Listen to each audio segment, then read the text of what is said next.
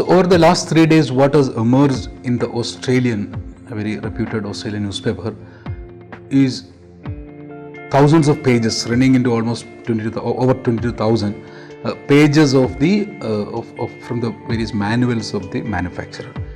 These contains very specific details of the submarine capabilities, the frequencies at which it will communicate, the kind of noise it will create when it dives, the kind of endurance it has, and the frequencies at which it will be doing intelligence gathering, etc., etc., and its combat systems and all.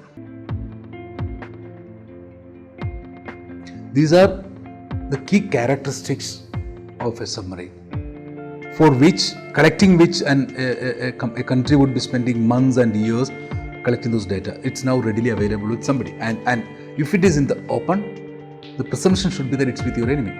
If that is the case, then we have a serious challenge on our hand. Why is it important? Because it can underwater travel for days and sneak in close to enemy lines, close to enemy shoreline. It can keep secretly watching the enemy ship movement and also launch secret attacks, launch missiles or torpedoes when it's necessary. Tracking a submarine is one of the most challenging military activities because the submarines only communicate on very select frequencies when it's necessary, and they only communicate when it's necessary, and they also have very high stealth capabilities to protect itself.